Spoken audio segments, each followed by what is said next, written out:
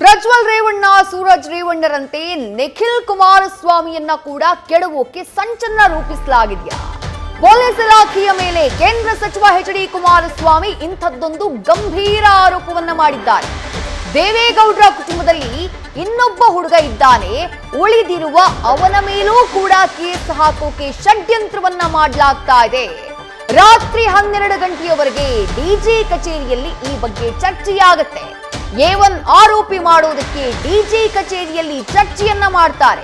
ಕೊನೆಗೆ ಉಳಿದಿರುವ ಒಬ್ಬನನ್ನೂ ಕೂಡ ಸಿಲುಕಿಸೋಕೆ ಷಡ್ಯಂತ್ರವನ್ನ ಮಾಡಲಾಗ್ತಾ ಇದೆ ಅಂತ ಹೇಳಿ ರಾಜ್ಯ ಸರ್ಕಾರ ಹಾಗೆ ಪೊಲೀಸ್ ಇಲಾಖೆಯ ವಿರುದ್ಧ ಕೇಂದ್ರ ಸಚಿವ ಎಚ್.ಡಿ. ಕುಮಾರಸ್ವಾಮಿ ಗಂಭೀರ ಆರೋಪವನ್ನ ಮಾಡಿದ್ದಾರೆ.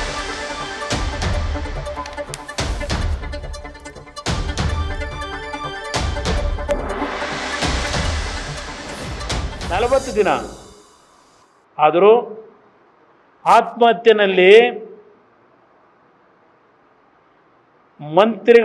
ಮಂತ್ರಿ ಅಂತಕ್ಕಂಥದ್ದು ಹೆಸರು ಹೇಳಿದ್ದಾರಲ್ಲಿ, ಯಾರು ಹೆಸರು ಹೇಳಿಲ್ಲ. ಅಲ್ಲಿ ಮಂತ್ರಿಗಳ ಮೌಖಿಕ ಆದೇಶದ ಮೇರೆಗೆ ಇದೆಲ್ಲ ನಡೀತು ಅಂತ ಹೇಳಿ.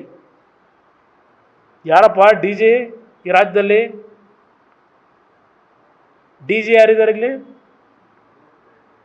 ಅವ್ರಿಗೆ ಪೊಲೀಸ್ ಕಾನ್ಸ್ಟೇಬಲ್ ಕೆಲಸ ಮಾಡ್ತವ್ರೆ ಅವರ ಡಿ ಜಿ. ಯಾರು ಬೇಕಾದರೂ ಈಗ ನೇರವಾಗಿ ಡಿ ಜಿ ಹತ್ರಕ್ಕೆ ಹೋಗ್ಬೋದು ಕಂಪ್ಲೇಂಟ್ ಕೊಡೋಕ್ಕೆ. ಅವ್ರು ಆಮೇಲೆ ಇಲ್ಲಿ ಅವ್ರ ಕಚೇರಿ ಕರೆಸ್ಕೊಂಡು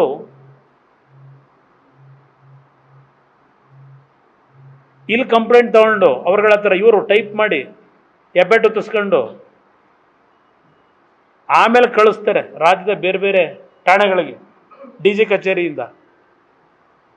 ಇದು ಈಗ ಮಾಡ್ತಿರೋ ಡಿ ಜಿ ಕೆಲಸ ಈ ರಾಜ್ಯದಲ್ಲಿ. ಇದನ್ನ ಯಾಕಪ್ಪ ಈ ಡಿ ಜಿ ಕೇಳಲಿಕ್ಕೆ ಬಯಸ್ತೀನಿ.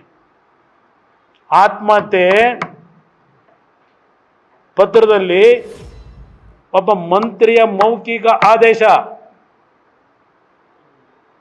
ಅದರ ಮೇಲೆ ನಡೀತು ಅಂತ ಹೇಳಿ ಆಪಾದನೆ ಮಾಡಿದ್ರಲ್ಲ, ಎಲ್ಲಿದೆಯಪ್ಪ ಡಿ ಜಿ? ಯಾರನ್ನ ಅರೆಸ್ಟ್ ಮಾಡಿದೀಯಾ?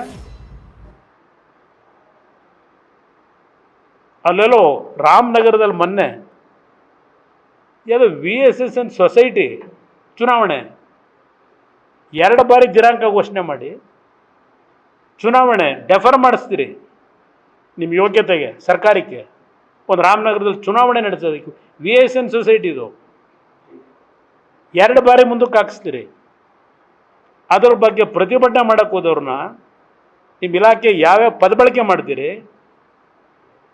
ಪಾಪ ಕುಮಾರಸ್ವಾಮಿ ಮಗನ ದೇವೇಗೌಡರ ಕುಟುಂಬದಲ್ಲಿ ಇನ್ನೊಬ್ಬನ ಉಳಿಸಿದ್ದೀವಿ, ಅವನ ಮೇಲೆ A1 ಮಾಡಬೇಕು ಅಂತೇಳಿ ಆ ಪ್ರಕರಣದಲ್ಲಿ ಡಿ ಜಿ ಆಫೀಸಿಂದ ನಡೀತಿದೆ ರಾತ್ರಿ 11 ಗಂಟೆವರೆಗೆ. ಅದು ಯಾವುದೋ ಗ್ಲಾಸ್ ಹೊಡೆದ್ಬಿಟ್ರಂತಲ್ಲಿ ನೂಕ್ನಲ್ಲಿ. ಅದಕ್ಕೆ ಪೊಲೀಸ್ ಇಲಾಖೆಯ ಕರ್ತವ್ಯಕ್ಕೆ ಚ್ಯುತಿ ತಂದಿದ್ದಾನೆ ಕುಮಾರಸ್ವಾಮಿ ಮಗನ. ಅಲ್ಲಿ ಅವನೊಬ್ಬ ಉಳ್ಕೊಂಡವನ ಅವ್ರ ಫ್ಯಾಮಿಲಿಯಲ್ಲಿ ಹುಡುಗ, ಅವನ ಮೇಲೆ ಒಂದು A1 ಹಾಕಿ ಅರೆಸ್ಟ್ ಮಾಡಿ ಅಂತೇಳಿ ರಾತ್ರಿ 11 ಗಂಟೆವರೆಗೆ. ಡಿ ಜಿ ಅವರೇ, ಯಾವನ ಮಂತ್ರಿ ಹೇಳ್ತಾನೆ, ಇದಕ್ಕೆ ನೀವು ಕೆಲಸ ಮಾಡ್ತೀರಾ ಈ ರಾಜ್ಯದಲ್ಲಿ? ಆ ಹೆಣ್ಣು ಮಗಳು ಚಂದ್ರಶೇಖರ್ ಹೆಂಡತಿಯ ಚಂದ್ರಶೇಖರ್ ಆತ್ಮಹತ್ಯೆಯನ್ನು ಮಾಡ್ಕೊಂಡಿದ್ದ ಹೆಣ್ಣು ಮಗಳು ಕಣ್ಣಲ್ಲಿ ಹಾಕೋದು. ಮಂತ್ರಿಯ ಹೆಸರನ್ನ ಸ್ಪೆಸಿಫಿಕ್ ಆಗಿ ಹೇಳಿದ್ದಾನವನು. ಇವತ್ತು ನೀವು ಟಚ್ ಮಾಡಲಿಲ್ಲ. SIT ತನಿಖೆ ಬೇರೆ ಬೇರೆ ಪ್ರಕರಣದಲ್ಲೂ SIT ತನಿಖೆ ಹೇಗೆ ನಡೀತಿದೆ ಗೊತ್ತು, ಅದೆಲ್ಲ ಚರ್ಚೆ ಮಾಡೋಕ್ಕೆ ಹೋಗಲ್ಲ. ಒಬ್ಬನ್ನ ಅರೆಸ್ಟ್ ಮಾಡ್ತಕ್ಕಂಥದ್ದು ನೀವೇನಾದ್ರು ಮಾಡಿದ್ರ? ಸ್ಪೆಸಿಫಿಕ್ ಆಗಿ ಹೇಳಿದ್ದಾನೆ. ಅವನ ಮೇಲೆ ಏನು ಆ್ಯಕ್ಷನ್ ತಗೊಂಡ್ರಿ? ಮೌಖಿಕವಾಗಿ ಹೇಳಿದಂಥವ್ರ ಮೇಲೆ ಅಲ್ಲಿವರೆಗೆ ಇಡಿ ಬರಬೇಕಾಯ್ತಾ ಈಗ ಆ್ಯಕ್ಷನ್ ತಗೊಳ್ಳೋಕ್ಕೆ? ಹಿಂದುಳಿದವನು, ಅದಕ್ಕೆ ವಿರೋಧ ಪಕ್ಷಗಳು ಚಿತಾವಣೆ ನಡೆಸ್ತಾ ಇದ್ದಾವೆ. ಅಪ್ಪನ ಜೊತೆಗೆ ಮಗರು ಸೇರ್ಕೊಂಡ್ಬಿಟ್ರಿ ಹೇಳಕ್ಕೆ. ಜನ ಅಧಿಕಾರ ಕೊಟ್ಟಿದ್ದಾರೆ. ಕೊನೆ ಹಂತದಲ್ಲಿ ನಾಡಿನ ಜನತೆಯ ಕೈಲಿ ಚೀತು ಅನ್ನಿಸ್ಕೊಂಡು ಹೋಗಬೇಡಿ. ಗೌರವಿತವಾದಂಥ ಆಡಳಿತ ಕೊಡಿ.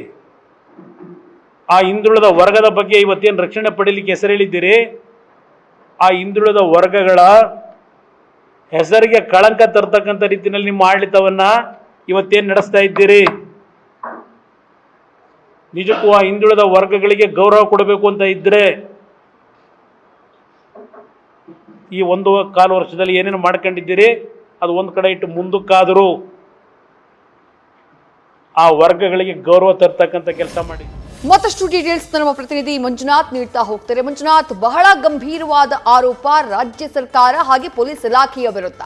ನಿಖಿಲ್ ಕುಮಾರಸ್ವಾಮಿಯವರನ್ನ ಅರೆಸ್ಟ್ ಮಾಡುವುದಕ್ಕೆ, ಪ್ರಕರಣದಲ್ಲಿ A1 ಆರೋಪಿ ಮಾಡುವುದಕ್ಕೆ ರಾತ್ರಿ 12 ಗಂಟೆಯವರೆಗೂ ಕೂಡ ಚರ್ಚೆಯನ್ನ ಮಾಡಲಾಗಿದೆ. ಡಿಜೆ ಚರ್ಚೆಯನ್ನ ಮಾಡಿದ್ದಾರೆ, ಅವರ ಕಚೇರಿಯಲ್ಲಿ ಚರ್ಚೆಯನ್ನ ಮಾಡಿದ್ದಾರೆ ಅನ್ನುವಂಥ ಆರೋಪವನ್ನ HD ಕುಮಾರಸ್ವಾಮಿಯವರು ಮಾಡಿರೋದು.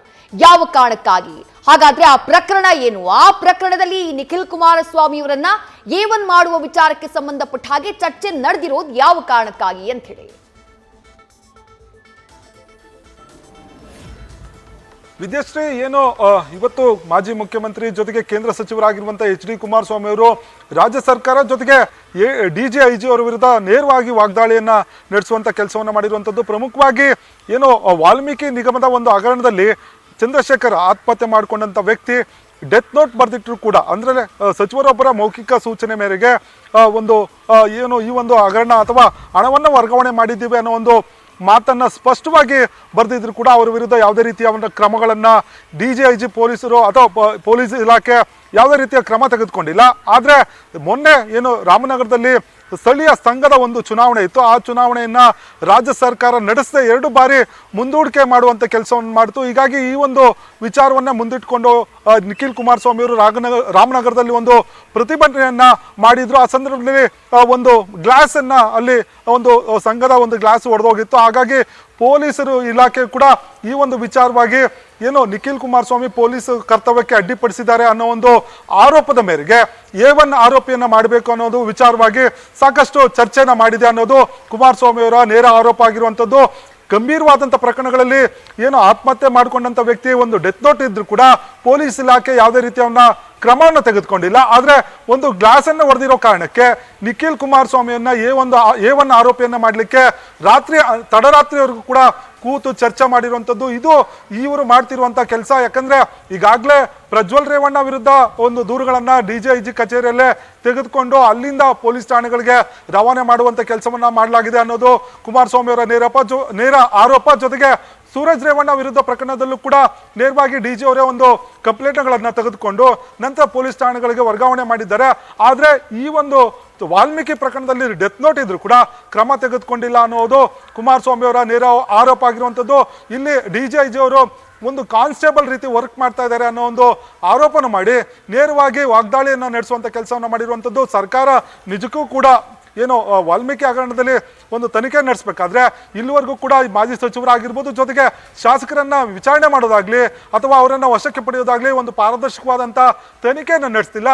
ಸಣ್ಣ ಒಂದು ಪ್ರಕರಣವನ್ನು ಇಟ್ಕೊಂಡು ನನ್ನ ಕುಟುಂಬದ ಅಥವಾ ದೇವೇಗೌಡರ ಕುಟುಂಬದ ಒಂದು ಇನ್ನೊಂದು ಕುಡಿಗೆ ವಿರುದ್ಧ ಒಂದು FIR ಅನ್ನ ದಾಖಲಿಸಲಿಕ್ಕೆ ಷಡ್ಯಂತ್ರವನ್ನ ಮಾಡಿದ್ದಾರೆ ಅನ್ನೋದು ಕುಮಾರಸ್ವಾಮಿ ಅವರ ನೇರ ಆರೋಪ ಆಗಿರುವಂಥದ್ದು. ವಿದ್ಯಾಶ್ರೀ, ಥ್ಯಾಂಕ್ ಯು ಮಂಜುನಾಥ್ ತಮ್ಮೆಲ್ಲ ಡೀಟೇಲ್ಸ್ಗೆ. ನ್ಯೂಸ್ ಫಸ್ಟ್ ನಿರ್ಭೀತಿಯಿಂದ ನಿಮ್ಮ ಪರವಾಗಿ.